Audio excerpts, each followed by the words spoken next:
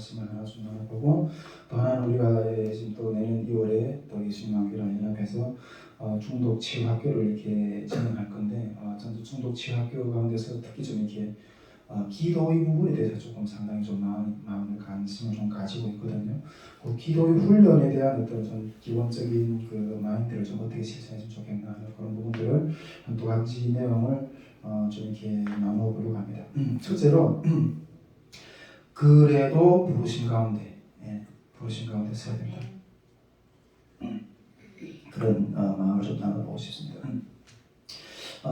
우리가 지난주하고 지지난주는 우리 그 윤설미 자매하고 우리 주성화 기자님이 오셔서 여기 특강을 해주셔서 너무 큰 은혜를 받았는데, 제가 그 전주에 지금은 그런 좀 이게 지금 세 번째 만에 3주 만에 이 강단에 서게 되는데, 그러니까 한 3주 전에 솔직히 제가 너무 지쳐 있었어요. 심령이 엄청 지쳐 있었거든요.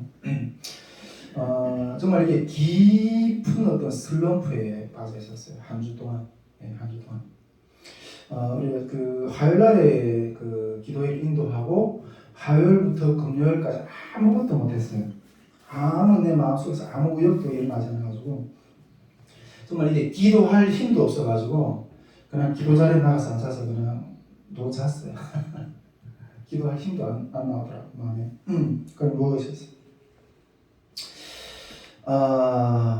지금 내가 서 있는 지금 마음 상태는 그랬었어요. 내가 서 있는 그 사명의 자리에서 도망을 못 치겠고, 어쨌든 아무튼 이 공허감이 막 밀려와서 어쨌든 그 공허감을 이렇게 그 공허한 감정으로부터 도피하기 위해서 한 3일 동안 앉아서 이때까지 안 보던 드라마를 앉아서 봤어요. 그냥 그 공허감 가운데 내가 이게 그냥 내 정신을 그냥 맡겨버리면 어디로 튈지 몰라가지고 그냥 어쨌든 그 상황을 도피하기 위해서 그냥 한 3일 앉아서 그냥 이 말씀학교 교재 연구에 대한 과제가 이렇게 삽덩이처럼 쌓여 있는데 이게 도저히 이게 잡히지 않는 거예요. 그래서 그냥 이렇게 드라마만 봤어요. 저는 우리 선교회 창립 이래 이렇게까지 마음이 심령이 이렇게 침울한 이렇게 그 슬럼프에 빠지긴 처음이었거든요. 처음이었어요. 우리 선교회가 2017년 4월부터 기도문 시작해가지고 지금까지 이렇게 쭉 왔는데, 정말 그동안 정말 많은 어려움이 있었어요. 선교주 사역인 여름 캠프라든가 도저히 우리 힘으로 감당할 수 없는 어떤 그런 캠프도 세우고, 또 그 가운데 뭐 가정이 힘든 부분도 있었고, 또 우리 선교회가 또 막 분리되는 어떤 사건도 있었고, 코로나도 우리 선교회 가운데 막 2번씩 막 터지고, 정말 어마어마한 어떤 일들이 있었던 것들 여러분 알잖아요. 그리고 특히 또 올해 우리 여름 사역 같은 경우에는 정말 그 고난의 어떤 그런 여정 가운데서 다 하나님 이렇게 그 승리하게 하셨잖아요. 근데 그 긴장이 지지난주에 다 놓여졌는지는 모르겠어요. 아무 어떤 의욕이 없이 막 이렇게 밀려오는 거예요. 정말 그런데 선교회가 2017년 4월부터 쭉 흘러오면서 정말 어떤 여러 가지 어려운 문제도 있었고 이랬지만은 꿋꿋이 잘 버텨왔거든요. 이겨왔거든요. 근데 갑자기 마음이 그냥 확 무너지는 거예요. 갑자기 확 무너지더라고요. 근데 지금 몸이 취약해서 그런 것 같기도 하고, 이제 우리 여기 예수님왕교회 쪽에 이렇게 이사 온 지 이제 2개월 정도 되는데, 그 새집에 살다 보니까 이렇게 그 월세를 내고, 뭐 지금 또 하나님 또 이렇게 우리 선교회가 토의해서 이렇게 전세를 이렇게 선교회 온전한 어떤 그런 방으로 이렇게 돌려서 이렇게 해서 조금 마음이 좀 가벼워졌지만 월세도 내야 되고 그 보증금도 상환해야 되고 하니까 계란도 아까워서 못 사 먹을 그런 상황이었어요. 그러니까 이게 몸이 이렇게 그 체력이 확 떨어져서 그런지도 잘 모르겠고, 요즘에는 우리 또 송교신학 목사님이 열심히 잘 챙겨주셔가지고 그래서 이게 한결 좀 이렇게 좀 배가 기름지고 그러고 있는데 좀 체력이 저하돼서 그런지도 모르겠지만 확 이렇게 그러는 거예요. 근데 제가 그렇게 깊은 슬럼프에 빠지게 됐던 기본적인 원인은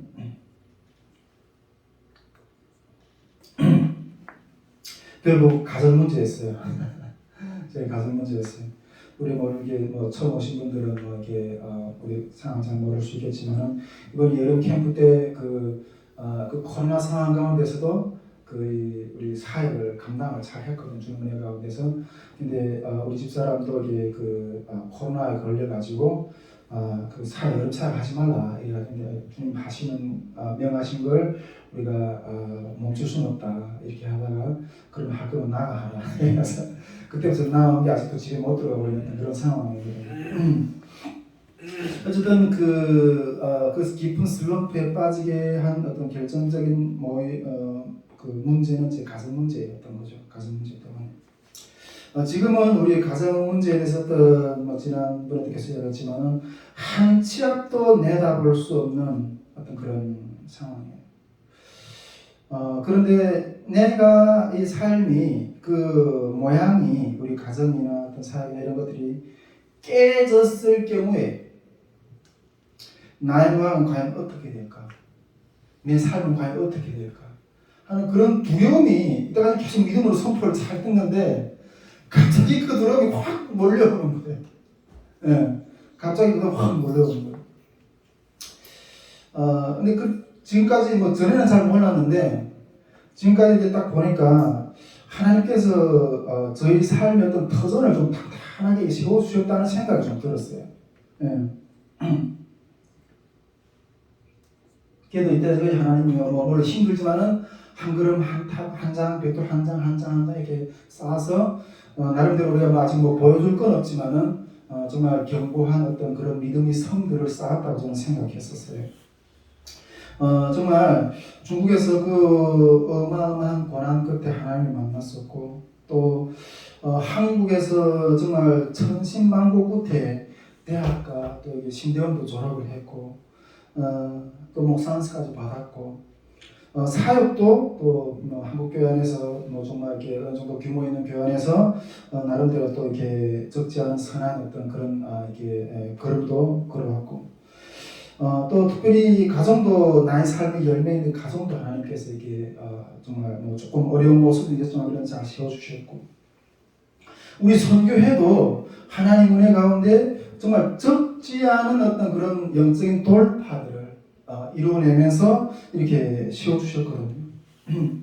그런데 앞으로도 하나님이 더 많은 어떤 역사들을 세울 거라고 믿어요. 그런데 이런 공든 탑들이 그 중에서 이 가정이라는 벽돌 한 장이 탁 빠지니까 와르륵 이게 무너지는 와르륵 무너지는 어떤 앞의를 한치로 이렇게 어떤 상상할 수 없으니까 이게 내 삶이 와르륵 무너지지 않는가 어떻게 될 건가. 근데 이런 것 때문에 이 공허감이 확 몰려오면서 이게 스스로 감당이 안 되더라고요. 도망은 치고 싶은데 어쨌든 이 사람이 이렇게 공인이라는 게 있잖아요. 한번 이렇게 겸손하게 hand하면 안 되잖아요. 이게 너무 힘든 거예요. 너무 마음이. 그런 상황 가운데서 그랬는데 어떤 분들은 또 이렇게 이야기도 하더라고요. 우리 지금 유튜브로 이렇게 찍어가지고 우리 그동안 하나님이 은혜를 주셨던 어떤 그런 모든 말씀들을 다 이렇게 우리 가정은 남북이 만났어요. 예, 그런 것 가운데 하나님 주셨던 은혜들을 다 이렇게 말씀을 쌓았고 다 이렇게 했는데 특히 우리 선교회는 통일 한국을 맞아가지고 우리 남북이 그리스도 안에서 연합을 해내야 되잖아요. 그런 연합의 어떤 그런 메시지들도 하나님 주신 것을 많이 이렇게 영상을 찍어서 올리고 이걸 통해서 우리 또 같이 이 길을 걸어가는 분들이 같이 힘을 얻고 또 이렇게 하는 어떤 그런 것들을 어떤 자료상만 이렇게 해가지고 올렸거든요. 근데 어떤 분은 그렇게 얘기하는 거예요. 지금 우리 모습은 가정이 지금 위태위태하지 않냐. 옛날에 올렸던 그 영상들을 다 내려야 되지 않냐. 옛날에 올렸던 그 영상들을 내려야 되지 않냐. 어떤 그런 이야기도 좀 이렇게 하시더라고요. 이렇게 현실 열매가 그렇지 않았는데 그 영상들을 보고 사람들이 뭐라 하겠냐. 주님 안에서 하나를 이루고 간다 하면서 결국은 열매는 그렇게 안 됐네. 이렇게 하면 사람들은 너를 보고 뭐라 하겠냐. 이런 뉘앙스가 이렇게 이야기를 하는 어떤 마음도 들으면서 참 마음이 아팠어요. 근데 저는 지금도 그렇고 전에도 그렇고 입장은 다르지 않다. 다른 싸움을 하고 있는 게 아니다.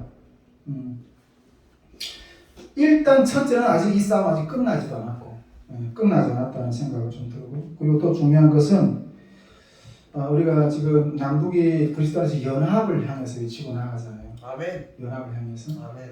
그런데 전에도 이야기했지만은 연합에 앞서 본질을 사수하는 싸움을 먼저 합니다. 본질을 사수하는 싸움. 여러분, 저에게 있어서 이 가정이라는 것은 누누이 이야기했지만은 제 삶의 전부, 삶의 전부예요. 삶의 전부. 특히 탈북민인 저에게 있어서 이 한국 땅에 이게 혈육 하나 없잖아요. 이런 상황에서 제 가정이나 또 제 자녀나 정말 다른 사람보다 더 남다른 어떤 제 삶의 전부라고 늘 이렇게 이야기를 늘 했었어요. 그런데 그럴지라도 예수의 생명이 사라진 숨쉬지 못한 그런 가정은 저에게 있어서 허상에 불과하다. 가정이라는 어떤 연합이라는 어떤 모양을 내는 어떤 그런 흉내를 내는 것이 아니라 그 안에 생명이 흐르는 가정이 되어야 되고 선교회가 되어야 되는 거죠. 여러분, 제가 누누이 이야기하지만 남북의 통일보다는 예수님보다 남북의 통일을 먼저 올려놓지 않는다는 거죠. 예수님보다. 예수 그리스도 안에서의 남북의 연합입니다. 아멘. 연합에 앞서 예수 그리스도의 생명, 아멘.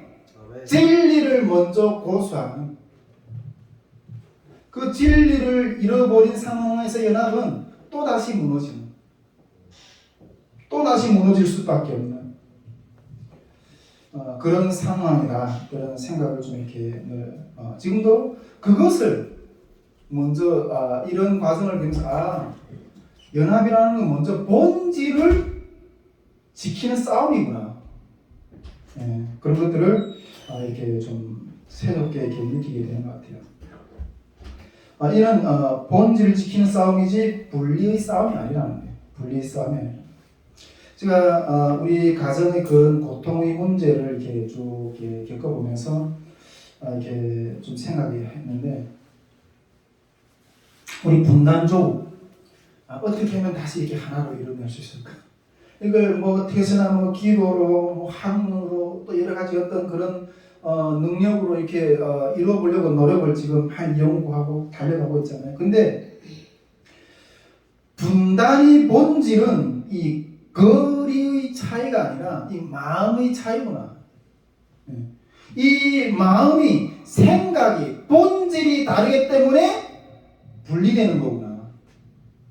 그걸 좀 더 이렇게 확실하게 알게 되는 것 같아요. 그래서 이 마음이 하나가 되기 위한, 그래서 하나가 되게 하는 어떤 그 훈련을 더 강력하게 해야 되겠구나. 더 강력하게 해야 되겠구나 하는 것들을 좀 더 이렇게 깨닫게 되는 것 같아요. 그런데 여러분, 제가 우리 가정이 이렇게 힘들어지고 또 우리 성교회 살도 어려워지고 또 이런 부분들 가운데 왜 그랬어요? 왜 이렇게 어려워졌나요? 결국 사명의 부르심 가운데 순종하다가 다 이렇게 무너지는 것처럼, 흐트러지는 것처럼 이렇게 보여지는 거죠. 사명을 순종하다 이렇게 고난을 당합니다. 그래서 이 그 허무함이 몰려오는데 물러날 것인가, 전진할 것인가, 내가 만일 앞으로 아무것도 이게 없는 상황에서 그렇게 막 무너질 것 같은 이런 슬럼프에 있었던 거죠. 지난 한 3주 전에 그 마음 가운데 있었던 거죠. 그런 어떤 슬럼프 가운데 도저히 뭐 이렇게 막 몸이 그냥 잦아드는 것 같아요. 또 다시 일어나서 영적인 어떤 그런 슬럼프, 깊은 슬럼프에 빠지게. 그런데 또 한 가지 그 가운데 이렇게 요즘에 조금 들려오는 메시지가 좀 몇 가지 있어요. 어떤 메시지인가 하면 들려오는 메시지가 이렇게 눈뜨는 게 한 가지 있는데 제가 우리 중국에서도 같이 늘 지내던 어떤 친구가 있어요. 뭐 어떤 이따금씩 이 친구도 제 유튜브 설교를 듣기도 하고 뭐 그러는데 이 친구가 이 친구 나한테 전화 올 때는 꼭 술만 먹으면 전화해. 술만 먹으면 전화해가지고 뭐 1시간 뭐 전화하는 건 그냥 기본이고 술만 먹으면 자다가도 막 전화 와서 기대해서 이렇게 오는 친구인데 근데 이 친구도 자기 스스로도 나는 이렇게 술 중독에 빠진 것 같다 이렇게 이야기를 하고 그래요. 근데 이 친구가 막 이렇게 어떤 자기의 어떤 상황 어때 탈피할 수가 없는 어떤 그런 안타까움을 그냥 어디 토로할 데 없어서 그냥 이렇게 전화를 하는 거예요. 근데 이 친구가 하는 말이 뭔가 하면 이제는 할 게 없다는 거예요. 할 만한 게 없다는 거예요. 내가 다 해봤다는 거예요. 중국에서도 그렇고 한국에서도 그렇고 북한에서도 그렇고 뭐 돈도 벌어보고 결혼도 해보고 뭔가 이렇게 막 추구도 해보고 근데 재미없대. 이제는 뭔가 어떤 그 내가 추구하는 것에 재미를 못 느끼겠대. 봉남제도 이렇게 봉남제도 그런 이야기를 이렇게 전에 좀 했는데 다 해봤다는 거예요. 재미없대. 오직 하나님 안에서 하나님 한 분만 두렵다 그렇게 이야기하더라고요. 지난 중간 내가 또 영상을 하나 봤는데 그 레슬링인가요? 그 레슬링 선수 올림픽 금메달리스트 그 레슬링 신건인가? 그 모르겠어요. 이름은 잘 모르겠어요. 근데 그 친구가 이렇게 유튜브 영상에 딱 나왔는데 그 친구는 뭐 올림픽 그 레슬링계에서 세계 탑이잖아요. 그 금메달 리스트고 최고의 어떤 절정의 어떤 그런 봉에까지 딱 갔잖아요. 겪어봤잖아요. 그런데 완전히 술 중독에 빠져 있어요. 지금 술 중독에 빠져. 얼굴이 그냥 완전히 새카만 술 마신 사람 다 알잖아요. 술. 그래서 여자친구는 잘 모르겠는데 이렇게 뭐 대화하는 것들이 이렇게 왜 그렇게 오빠 왜 그렇게 사냐. 근데 그 친구가 그 딱 하는 말이 청와대 하는 말이 뭔가면 할 게 없대요. 저는 할 게 없대. 해봤다는 거예요. 최고의 어떤 그 정상에까지 올라가 봤다는 거예요. 근데 그 딴 후에 뭔가 이제 인생이 재미없어서 그러고 있다는 거예요. 그 다음이 없는 거예요. 다음이 없는 거예요. 우리 신대원 다닐 때 우리 그 동기들하고 우리 제 나이 또래 동기들 우리 반에 몇 있었거든요. 40대면 부록이라고 그러더라고요. 근데 부록이라는 말이 무슨 말인가 하고 내가 찾아봤어요. 근데 그 노노에 나오는 어떤 그런 구절 중에 하나더라고요. 물론 저는 이렇게 성경 말씀이 아니었던 다른 것들 별로 선호하지는 않지만은 그래도 하나님이 허락하신 일반 은총의 영역 가운데서 하나님이 사람들에게 베푸신 그 지혜의 하나의 어떤 그런 모습이라고 생각을 해요. 근데 보니까 제가 찾아보니까 사람이 15세는 지오학이라고 그러니까 학문의 뜻을 푸는 거예요. 그리고 30세는 일이 학문의 뜻이 풀부터 30세 되면 이게 세운다는 거죠. 그리고 40세면 부록이에요. 부록이라는 거는 이게 흔들리지 않는다는 거예요. 나이 40이 되면 세상의 어떤 일에 대해서 흔들리지 않는 40대는 어떤 그런 나이예요. 그리고 50세는 지천명 이게 하늘의 뜻을 아는 하늘의 뜻을. 그리고 60세면 이순이라는 건 이게 들리는 모든 것들이 순해진대요. 들리는 모든 것들. 그리고 70세면 불교구라고 이렇게 마음이 하고자 하는 대로 쫓아도 법도를 넘어서지 않게 된다. 그런 그러니까 40대가 불혹이다. 이게 40이 되면 사람이 나이 40이 되면 그 나이 있으면 그뭐 남게 뭐 이렇게 그런 이렇게 흔들리지 않는다는데 나는 왜 이게 아직도 이렇게 흔들리고 아직도 이렇게 흔들리고 저도 이제는 뭐 이렇게 별로 해보고 싶은 게 없어요.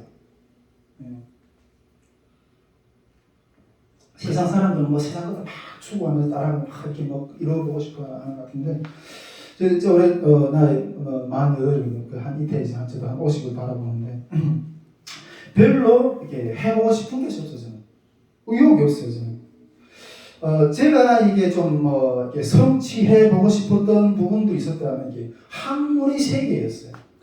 학문의 세계. 제가 왜 이게 학문의 세계에 대해서 좀 이렇게 좀 성취해보고 싶었는가 하면 이 학문을 통해서 이 세상이 돌아가는 이치를 좀 깨닫고 싶었어요. 아멘. 세상은 왜 이렇게 돌아가는가? 왜 우리 대한민국은 한반도는 이렇게 분단이 되어서 이런 분단의 고통을 겪어야 되느냐? 저도 이렇게 북한에 있을 때 저희 할아버지가 6.25 때 월남해가지고 월남자 가족이라고 적대계층에 있어서 혜택을 못 받았거든요. 왜 나는 태어나면서부터 공부하고 싶어도 뭔가 출세하고 싶어도 이런 것들을 이룰 수 없는 생물이냐? 왜 세상은 이렇게 되어먹었냐? 나는 내 속에 있는데 그걸 이치를 알고 싶어서 이게 학문에 대해서 좀 이렇게 세상이 돌아가는 이치를 좀 알고 싶어서 그래 이렇게 좀 탐구를 했었어요. 그러다 그 옆구리가 정말 세계사도 뒤져보고 한국사도 뒤져보고 뭐 자본주의, 공산주의, 한국사도 뒤져보고 교회사도 뒤져보고 뭐 성경도 좀 아는 만큼 알고 그래서 이제 그렇구나. 세상 이런 원리로 돌아가고 있구나. 이렇게 좀 보이게 되더라고요. 뭐 훑어보고 싶은 것만큼 훑어봤어요.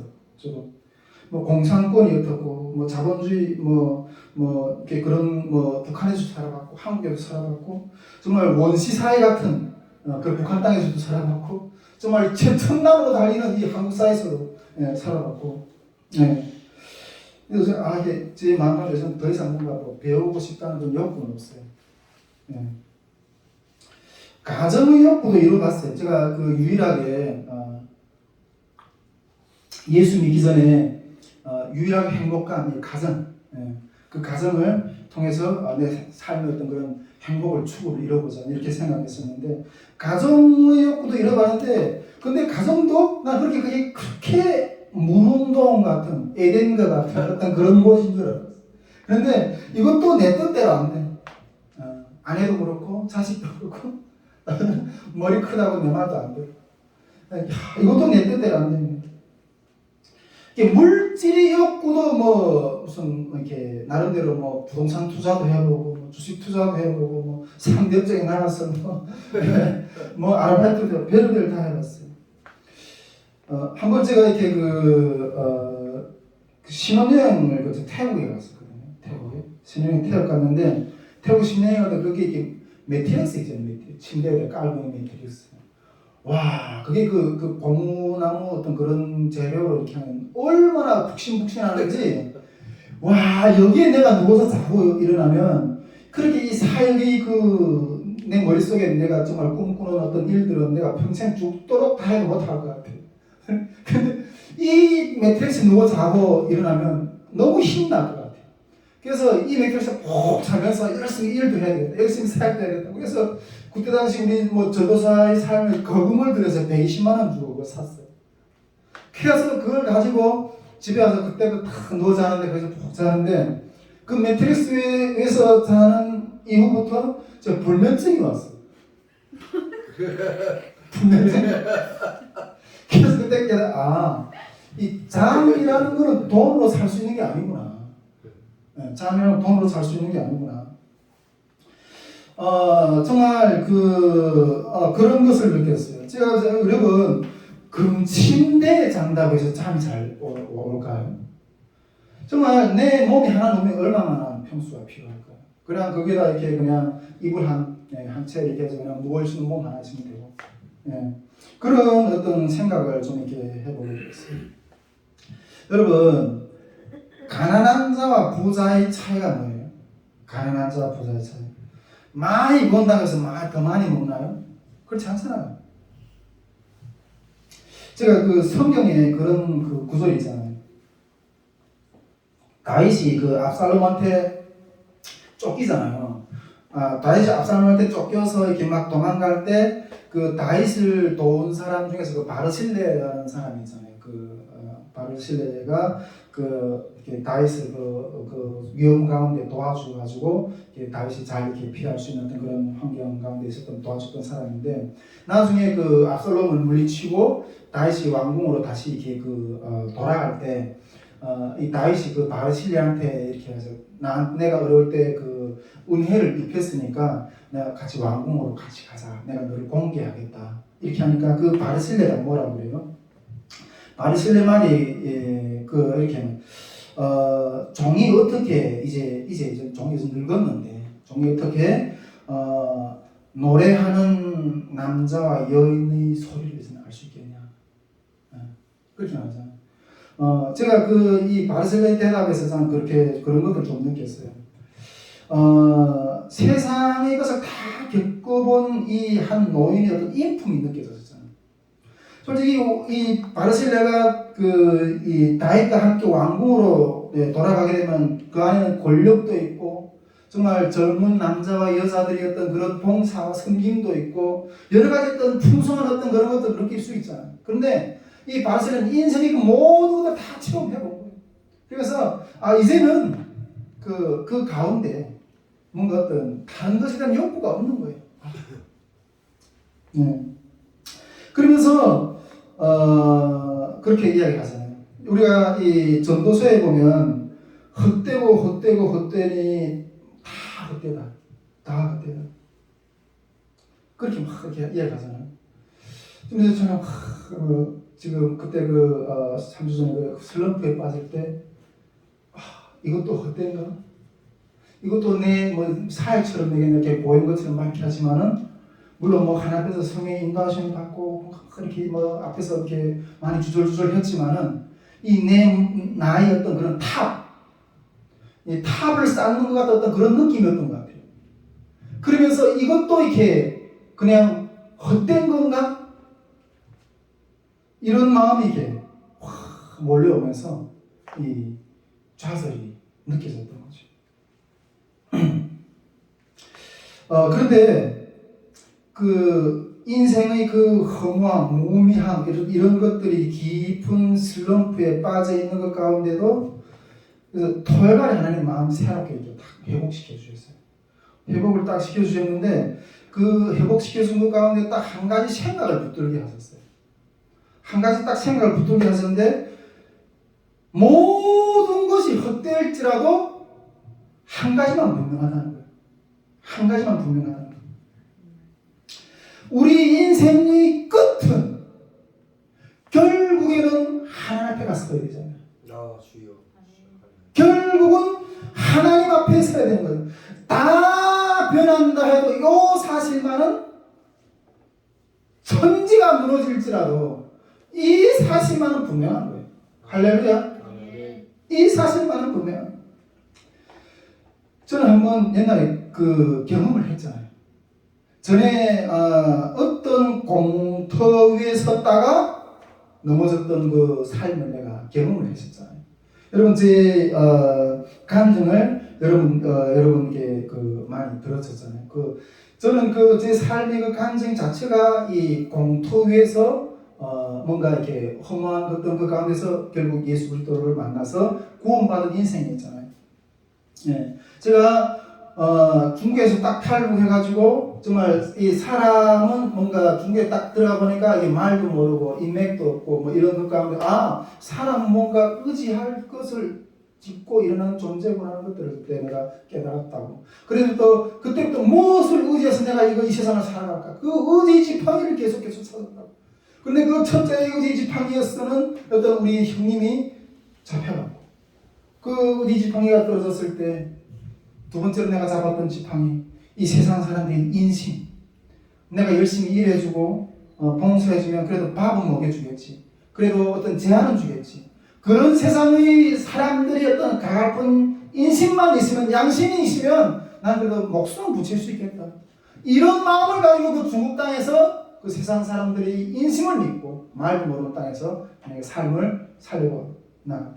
근데 그 세상 사람의 인심도 나의 질병과 나의 어떤 그런 구렁텅이에서 나를 건지지 못했을 때 내 마지막 내 주머니에 있었던 돈 50원 그것 의지하면서 살 길을 찾아가서 갔을 때 그 의지했던 50원조차도 돈조차도 나를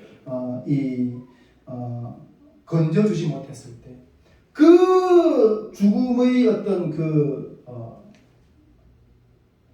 걸음 앞에서 그 면전 한 일보 직전에 하나님을 만나는 그런 역사를 제가 경험했다. 그러면서 내가 그때 그 죽음 앞에 섰을 때 정말 아무것도 의지할 것도 없고 그 다음이 그 캄캄한 세계, 그 캄캄한 세계에서 나를 구원해 주신 그 하나님, 이게 본질이구나.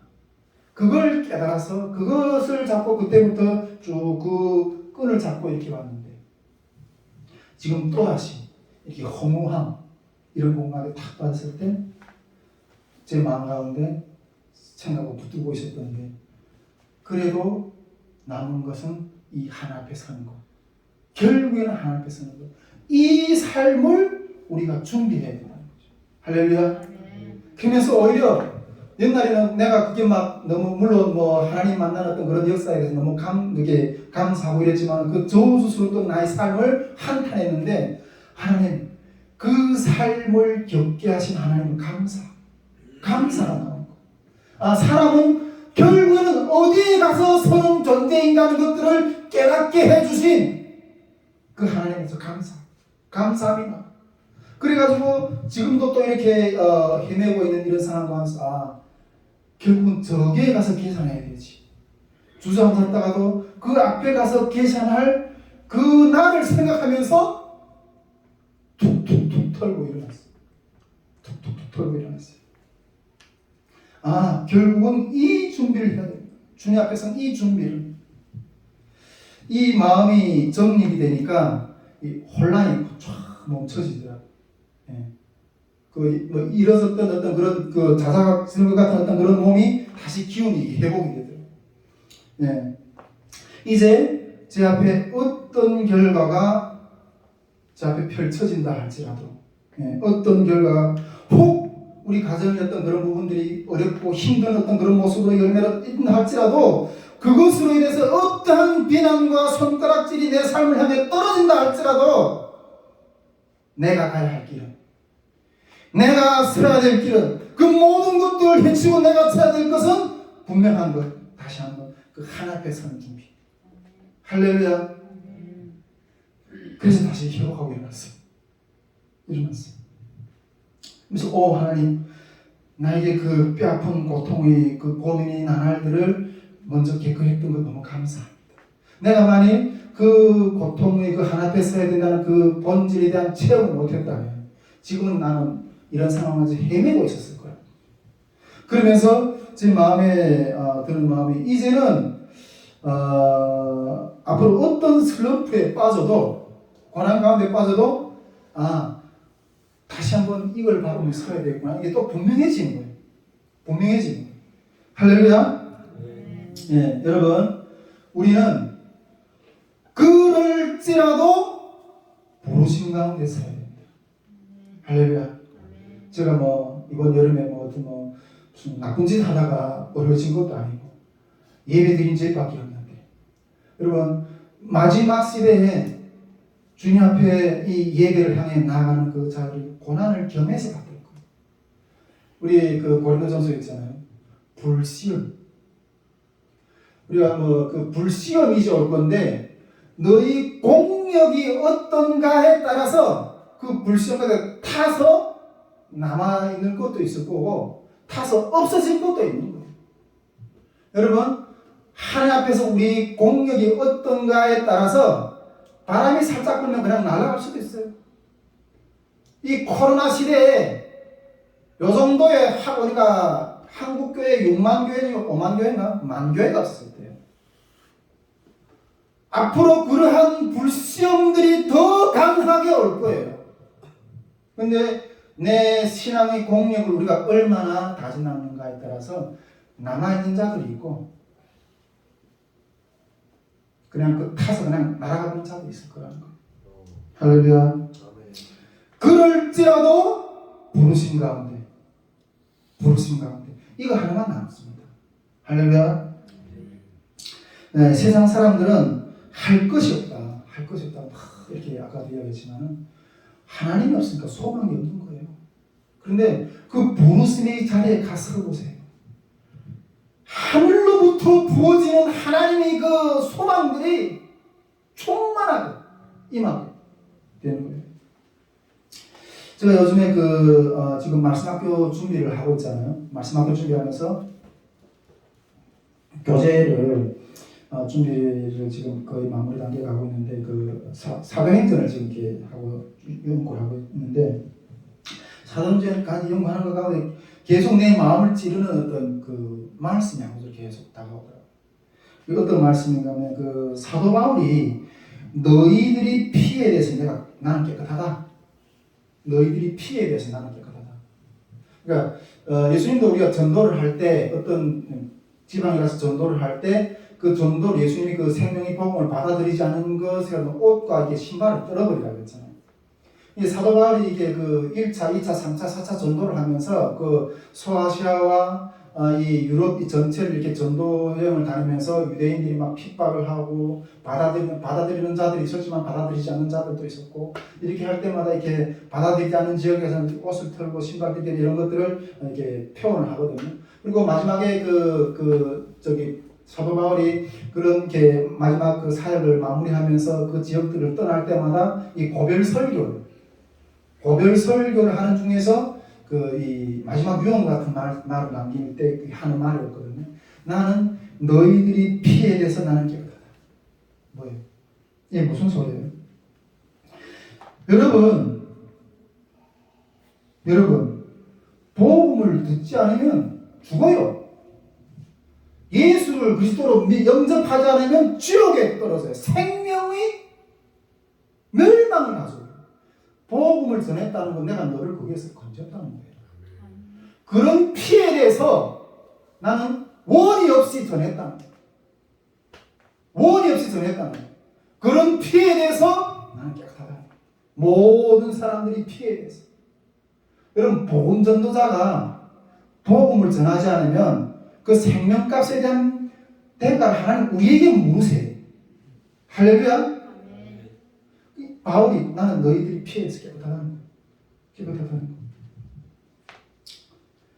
거예요. 제가 이 생활하면서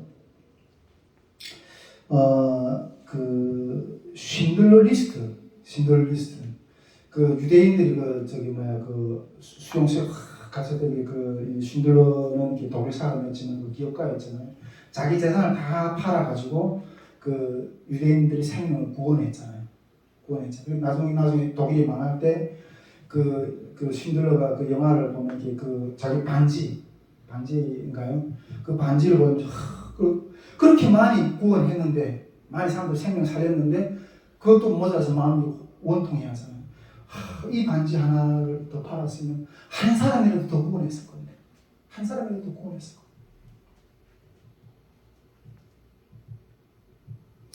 저는 이 남은 삶이 여기에 대해서 아쉬움이 없기를 바래요. 아멘. 여기에 대해서 만일 나의 남은 삶이 있다면 이 복음을 전해서 만일 하나님이 내 남은 삶을 얼마만큼 남겨줄지는 모르겠지만 그 남은 삶이 어떤 한 토막을 한 사람을 더 구원할 수 있다면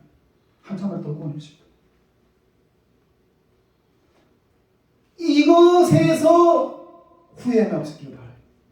주님 기도하겠습니다. 할렐루야. 나는 너희 피에서 깨끗하다. 여러분 전도서에 보면 한 영혼이 주님 앞에 돌아오는 것에 대해서 하나님은 이 온 우주가 기뻐하시대요. 생명값을 얼마나 우리 생명을 위해서 그 하나님의 아들이 자기 생명값을 지구라고 우리를 보내셨어요. 그보다 더 놀란 하나님이 일이 있을까요? 우리가 이 땅 가운데 살아가면서 가장 가치 있는 일이라면 뭘까요? 사람을 살려내는 것. 사람을 살려내는 일이 뭐예요? 복음을 전하는 것. 여러분 우리가 설교회 때 우리가 그 1차, 2차, 3차 그 탈북통 캠프를 하면서 솔직히 우리가 몇 명이 안 되잖아요. 솔직히 현실이. 근데 이 하나님 이 탈북들 집회를 일으키라고 마음을 주셨어요. 아니 하나님 우리 뭐가 있어서 이 어마어마한 집회를 일으킵니까? 그때 말씀 주셨다고 했잖아요. 너는 살인자가 되지 마라. 그때 하나님 내가 왜 살인자입니까? 내가 만일 믿음이 없어서 이 집회를 세우지 못하면 이 집회를 통해서 하나님의 말씀이 선포되고 그 말씀이 선포되는 말씀을 통해서 살아날 영혼들이 있을 건데 너는 믿음이 없어서 이 집회를 세우지 못하면 너는 살인자야. 그 살아날 사람들의 그 기회를 빼앗는다는 거냐.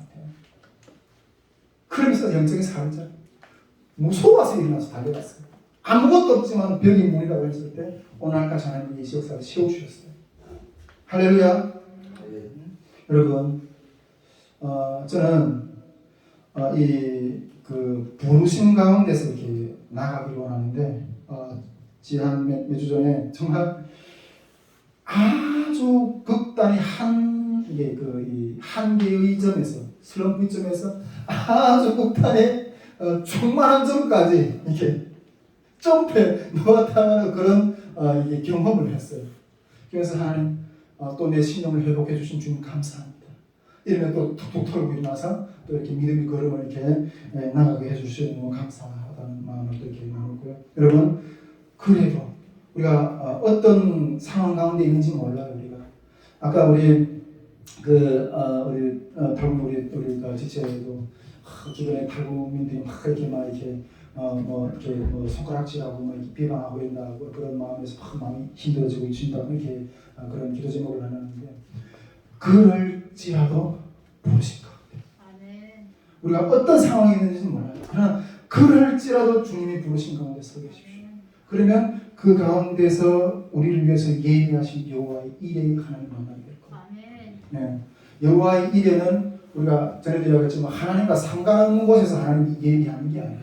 하나님과 원하는 그 방향 가운데 서 있을 때 주님이 그 사명길을 감당하실 때 그때 그 하나님이 그 가운데서 예비하신 당신이 역사를 완성시키기 위해서 예비하신 하나님을 만나게 될 거예요. 할렐루야. 네. 이런 내용을 좀 한번 나눠봤고요. 한 가지 좀 더 이야기 나누고 싶어서